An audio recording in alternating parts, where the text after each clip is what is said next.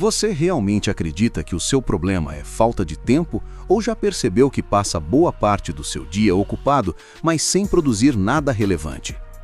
Essa sensação constante de estar cansado, atrasado e sobrecarregado não vem da quantidade de tarefas que você tem, mas da forma desorganizada como você começa o seu dia.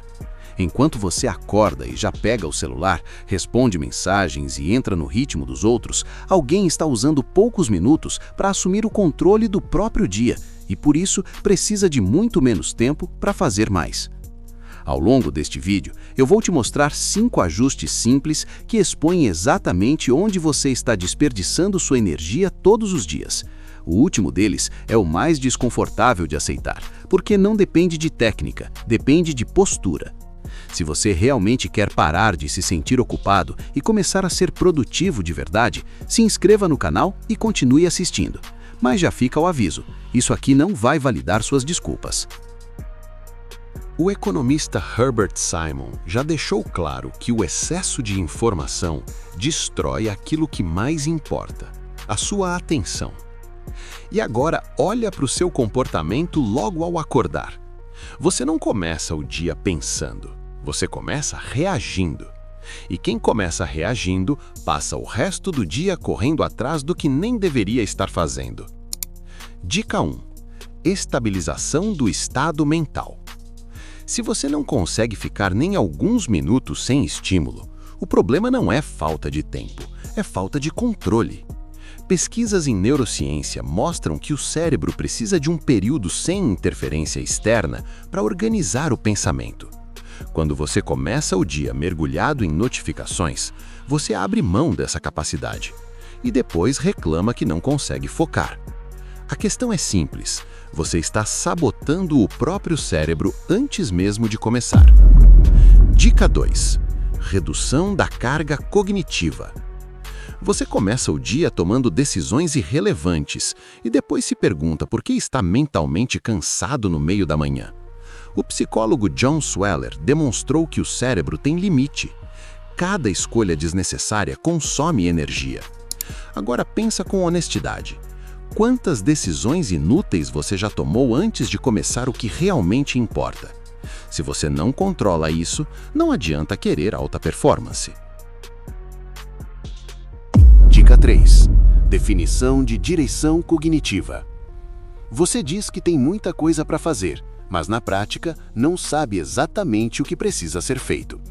E isso não é falta de tempo, é falta de direção. O psicólogo Edwin Locke mostrou que metas claras aumentam desempenho. Sem isso, você passa o dia ocupado e improdutivo ao mesmo tempo. Se você não define o que importa, qualquer coisa ocupa o seu tempo. Dica 4. Criação de inércia comportamental. Você espera o momento ideal, a motivação certa, o dia perfeito. E é exatamente por isso que continua no mesmo lugar. O pesquisador B.J. Fogg mostra que comportamento não começa com intensidade, começa com ação, pequena, simples, mas imediata. O problema é que você quer sentir vontade antes de agir, e enquanto você espera sentir, o tempo passa. Dica 5. Continuidade imediata da ação. Aqui está o ponto que a maioria evita encarar. Você sabe o que precisa fazer, mas não faz. Não por falta de capacidade, mas porque se permite adiar. Estudos em ativação comportamental mostram que o maior erro está no intervalo entre decidir e agir. E esse intervalo existe porque você tolera ele. Se você decide e não executa, o problema não é método, é postura.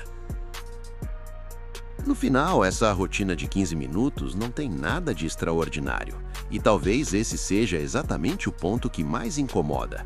Porque ela não exige talento, não depende de condições ideais e muito menos de mais tempo. Ela apenas revela de forma direta o quanto você tem permitido que decisões pequenas e repetidas determinem a qualidade dos seus dias, enquanto você continua sustentando a ideia de que precisa de algo maior para finalmente mudar. Existe uma diferença clara entre quem avança e quem permanece no mesmo lugar, e essa diferença não está em grandes oportunidades ou momentos decisivos, mas na forma como cada pessoa escolhe começar o próprio dia. O mais desconfortável de aceitar é que você provavelmente já sabe disso. Reconhece os padrões, identifica as distrações e entende exatamente o que deveria ser feito, mas ainda assim continua repetindo o mesmo comportamento, como se a simples passagem do tempo fosse suficiente para gerar mudança. E é aqui que tudo deixa de ser sobre técnica e passa a ser sobre postura, porque a partir do momento em que você entende o que está errado, continuar fazendo a mesma coisa deixa de ser falta de conhecimento e passa a ser uma escolha. No fim, a pergunta que realmente importa não é sobre o que você aprendeu hoje, mas sobre o que você vai fazer com isso a partir de amanhã.